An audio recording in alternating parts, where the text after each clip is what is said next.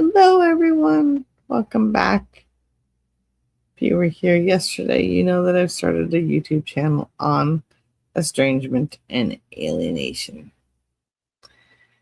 Today, I want to talk about what does estrangement feel like, the 5 stages of grief, and letting go.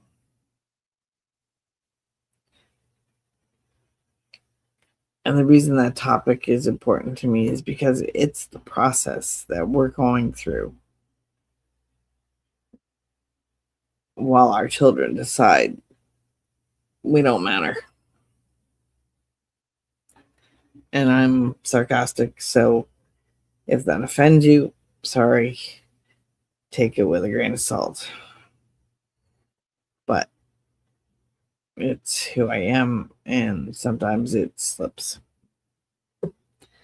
So, welcome back. If you listened to our last episode, we talked about what estrangement feels like in the raw sense, the confusion, the silence, the unanswered questions, and the deep emotional weight that often comes with it. Today, I want to take that conversation deeper. Because for many estranged parents and estranged adult children, too, what we're actually experiencing is grief, real grief, not symbolic grief, not imagined grief, but the kind of grief that comes when someone is still alive, but they're gone from your life. Now, I always lived with the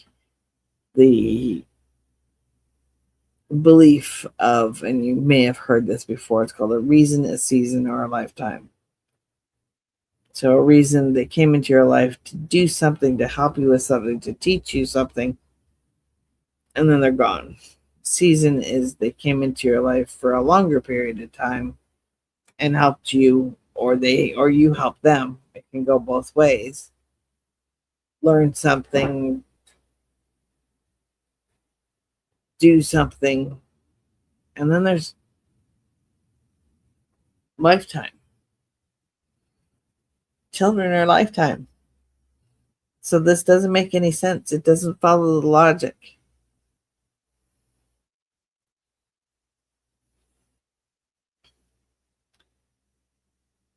That grief doesn't move in a straight line.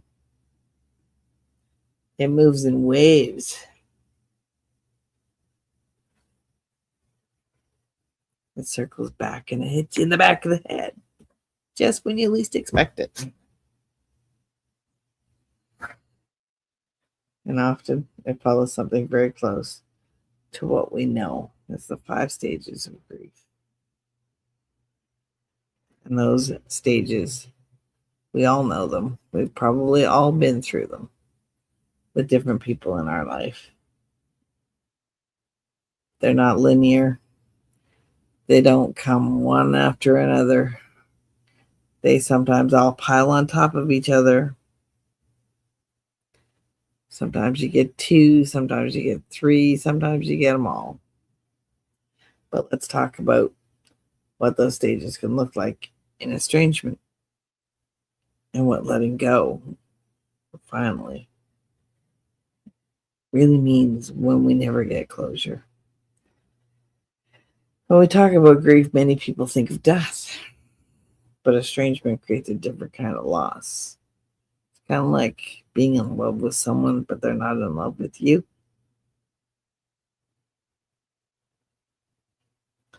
One where there's no funeral, no rituals, no public acknowledgement, just silence.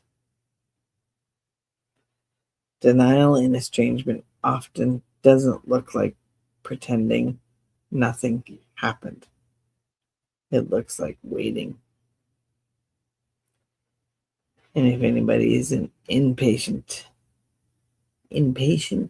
as I am, waiting is not something I do well.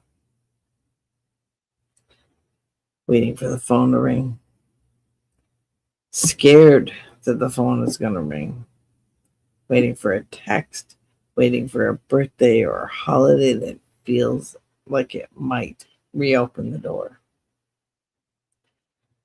You tell yourself they just need time. Something must have happened. This can't be permanent. Denial is protective, it cushions the shock. But over time, denial becomes exhausting because every moment of silence becomes its own answer.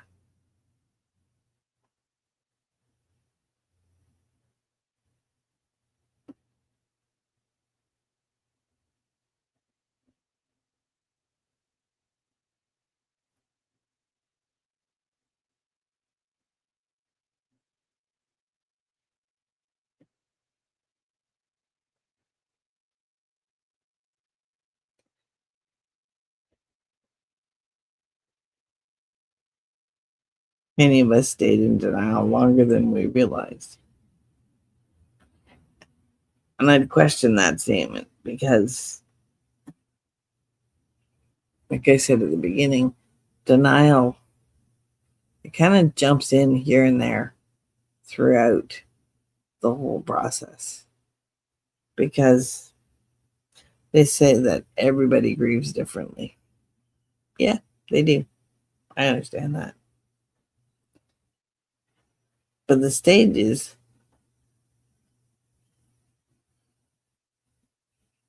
I guess they would behave differently based on how you grieve.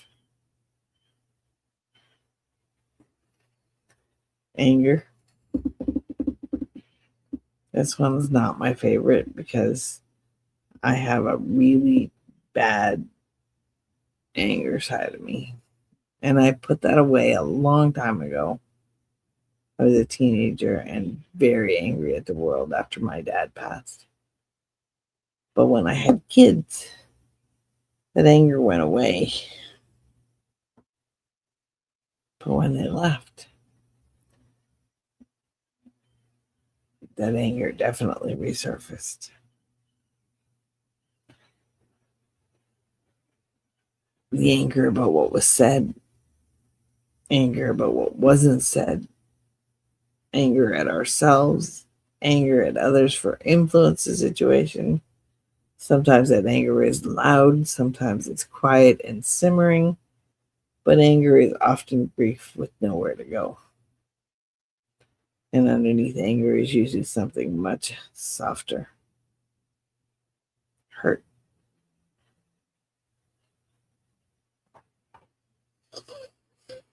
If you feel angry, it doesn't make you bitter, it makes you human.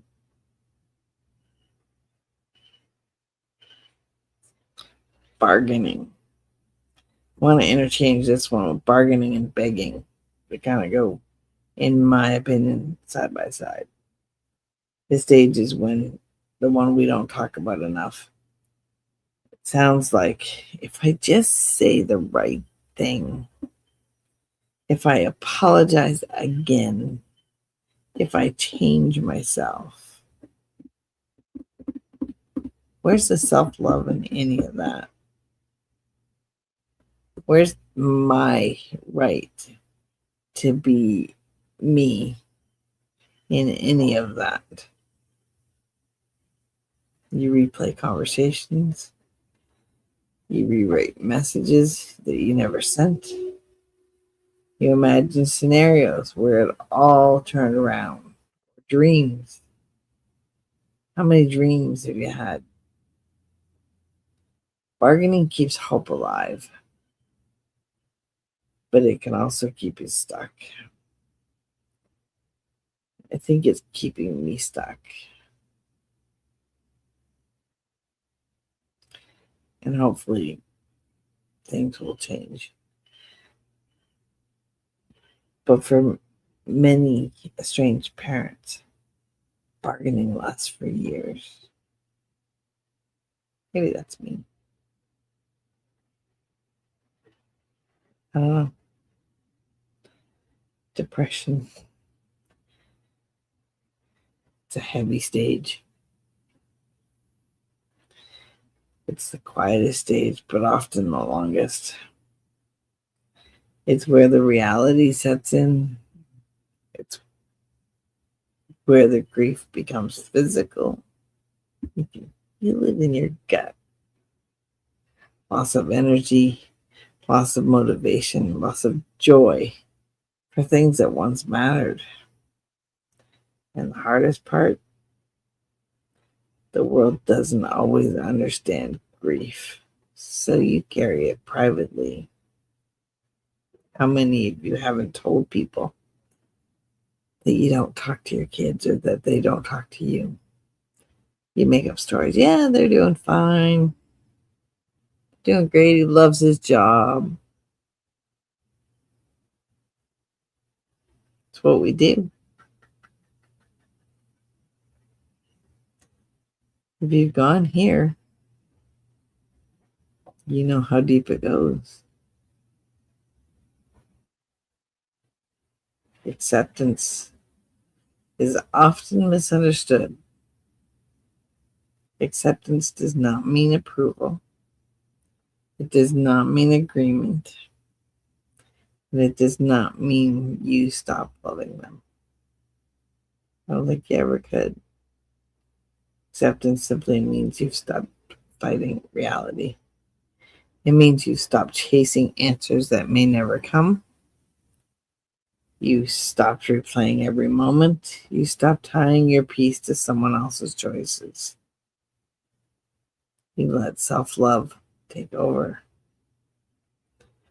And this is when letting go begins. Letting go doesn't mean forgetting.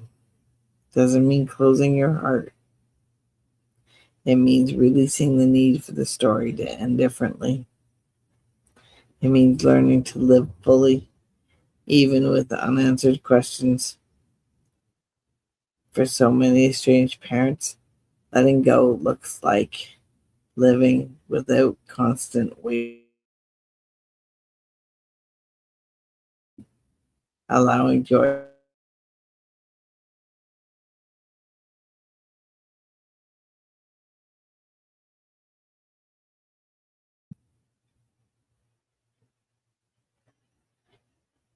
Letting go means choosing yourself again.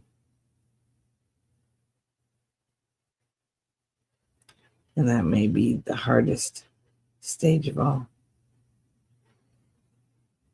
Before we close today, we want to open the door to more voices in this conversation because I'm not alone. I know I'm not alone. For the number of Facebook groups that I've seen, YouTube or TikTok videos, I'm not alone. So what I want to do is I want to invite some guests to come in and talk with me. I'm not an expert. I'm going through the same shit you are. But I want to give you a chance to share your story. You don't have to put your name. You don't have to give anybody names. Your location. None of that matters. But let's let people know that it's okay to talk about this. Some of the topics that I've been thinking about is thriving without contact. What does it feel like for fathers? Which really, that's a big question for me. Coping mechanisms and practical tools. Alienation. What's the difference? What is, if your child came back, what would you do? What would you say? How would you feel? What happened and why do you think things changed? These conversations matter. Your story matters. And wherever you are in your journey, denial, anger, bargaining, grief, or acceptance, you're not alone. You're not alone. And there are some people out there that still feel alone. So we need to reach them. We need to get them engaged because we're all going through the same things. Thank you for being here. Take care of yourself this week. We'll talk again soon. But before you leave, don't forget to hit that thumbs up. Leave a comment if you have one. Send me a blue heart. And subscribe to the page so that you get notifications of when I go live. Thanks for being there. Truly.